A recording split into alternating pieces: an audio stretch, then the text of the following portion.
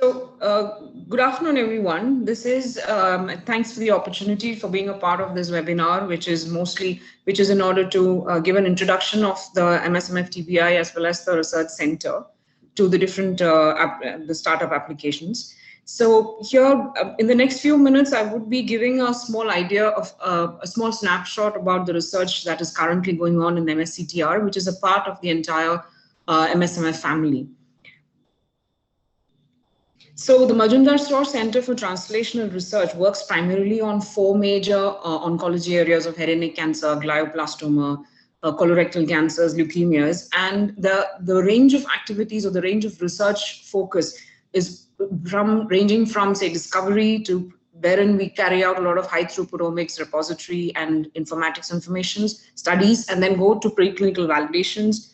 Then validation in patient samples, wherein we collaborate with our with multiple hospitals, including NH, and then go into product development, where we kind of look at the outcomes of our research that we do and see whether they can be developed into for patient benefit. But basically, we try to facilitate the research that will be contributing to early detection, diagnosis and treatment of cancer and other human diseases, which is in turn translational in nature, and then understand what can be derived through the various knowledge gained through cellular, molecular, and biochemical and genetic approaches, and what can be translated from the bench to the bed. So just to give a snapshot of the research highlights that research work that we currently do, a small highlight. So as I mentioned, we work the gamut of areas or fields in oncology, ranging from screening to early detection to chemoprevention, treatment management and prognostication. And then the areas in which we work also, as I mentioned, it goes from discovery to validation and assay development. So currently we have a lot of work going on in identifying biomarkers for sequencing, by sequencing of oral precancers, then for glioblastomas, then for nodal metastasis. And then we have multiple studies which are in the validation stage, where we either have biomarker panels for early detection or prognosis, and also we're looking at novel molecules which can be used for either chemoprevention or chemotherapy. We also have multiple models which have been generating, which include 3D scaffold models for drug testing, and also models assay systems where we are using biomarkers from saliva, or we are trying to improve the current systems of diagnosis like cytology for oral cancer detection. So as we can see, the range of work that goes on is ranging from detecting the cancer at an early stage, and later on identifying novel molecules for treatment, and going on to having an accurate prognosis. But all of this, obviously, the primary requirement is of an extremely good network a network of institutions, and without a clinical collaborator, these are things that will not work. So during this entire process of, say, the past 6 years of working in this area, we have developed a pipeline of bench to bedside application of molecular markers, which is probably something that can be applied for any kind of clinical research which needs to be taken forward for a proper bedside application. So the first, obviously, what needs to be established is a clinical question or a hypothesis. Then we have to decide as to what are the patient cohorts that need to be looked at for answering that question. Now, sorry, the range of patients, because oncology is an extremely heterogeneous field. You have patients who come of different sites. They can be of different stages. They can be of various pathology grades. And ultimately, they can have different responses to the treatment that are given. That means they have different outcomes. And wherever possible, you might want to compare it with normal non-oncology patients. So we have to decide as to which are these areas or which are these patients that we want to decide for our particular question that we have. After that, another decision that needs to be taken is as to what is the analyte that you want to use, what is the sample that you want to use, whether you want to do your body fluids, which include urine, saliva, or say the CSF, or do you want to take the cancer tissue per se, or do you want to look at, say, plasma, blood, serum, or blood cells? Now, this will depend upon the kind of question that you're asking. Now, if your question is basically something for developing an assay, whereas in the validation stage and you want an assay development, you would rather do it with some kind of a body fluid, rather than doing with the tissue per se. But if you're looking at, any kind of surgical answer where you want to improve the, say something like improve the margin delineation, or you want to have an intraoperative detection method, then you would use the tissue. And most exploratory studies, we almost always use the tissue to understand the underlying molecular mechanisms of the cancer that is under study. After which, of course, there's the experimental design, where we have to think about, again, whether you want to go ahead by looking at in vitro models, whether you want to look at patients per se, and what is the type of analysis that you're going to do. Are you going to do a global profiling, or are we going to look at targeted molecules that we already have an idea about? And after the results of that, again, we come back to the idea that whatever is the result of your study, you have to carry out a certain amount of validation.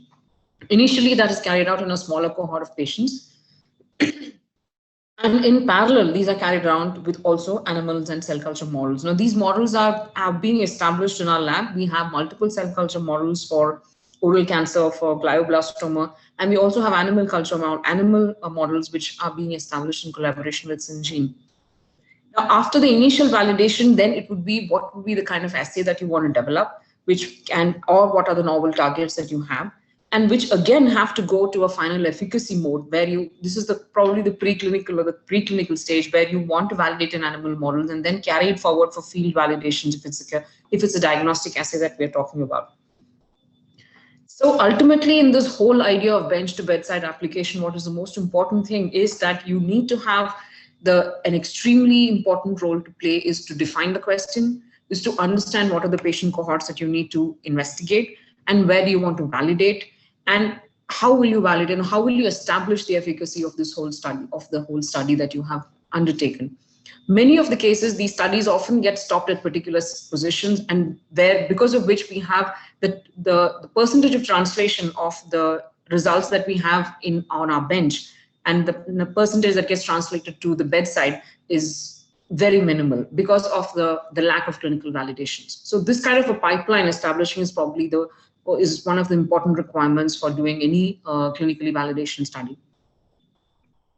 Now, some of the regulatory process, as we said, all of this entire pipeline cannot be established without having an entire network of institutions or network of hospitals. So our clinical question establishment is primarily we collaborate very closely with our Narayan Hridayalaya, and along with that, we also have an extensive hospital network with which we have collaborations for understanding the clinical relevance in addition to the sample requirement. For experimental design, it is always important to collaborate with institutions who have complementary expertise, and thereby in our center we have collaborations with the Indian Institute of Science and international universities like the UCLA or the University of California Irvine. And in addition, for carrying out all our omics work, we have collaborations with MedGenome and Institute of Bioinformatics. Regulatory approvals, which is the most important thing in terms of carrying out a clinically validation study. For that, we have our agreement is with NHIEC. And the Analyte selection, there is an MSMF-NH combined biorepository that exists in the center, from where the Analyte selection based on pure clinical annotations is carried out. After that, for the data inferencing, we do have an informatics group and a biostatistics and obviously with the clinical team for their own clinical inferencing. Finally, if you do have an entire an assay system that you want to validate, then what you need is a large-scale field validation, for which the best collaborators would be the primary health centers, or in case of oral cancer, it is often the dental clinics who kind of carry out the validation for us. So establishment of this kind of a network, wherein we can carry out the different work, and wherever we do not have the facility, we always collaborate with other institutions. So this network is extremely important for a successful identification of a clinically relevant completion and identification of a clinically relevant product or molecule. So that was the snapshot of what MS-CTR does, and MS-CTR is the translational research wing of the MS Majumdar-Shaw Medical Foundation. Now, the whole context of this webinar was the introduction of the MSMF-TBI. Now, the entire MSMF, the healthcare ecosystem, which is existing in this campus, is a combined academic, healthcare, as well as entrepreneur ecosystem, where we have Narayan Hridayalaya as a clinical partner and the entire NH clinical network of hospitals, including all the other partners. in addition to MSCTR being the translational research partner, and now we have the addition of TBI. And so this ecosystem is extremely apt for products at different translational research levels, ranging from say 1 to 6, because we can do discovery, we can do exploration, and we can do clinical validations.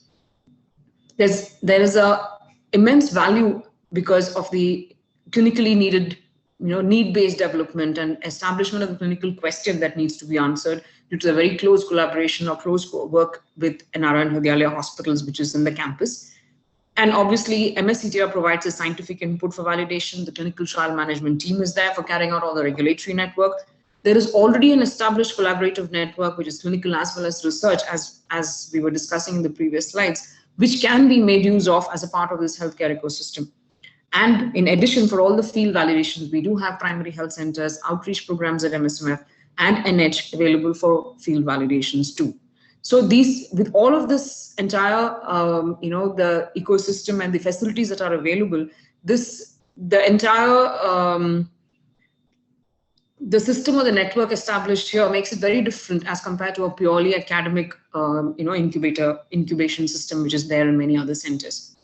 So what we provide here is a healthcare ecosystem with a complete collaborative network of clinicians, scientists, and entrepreneurs.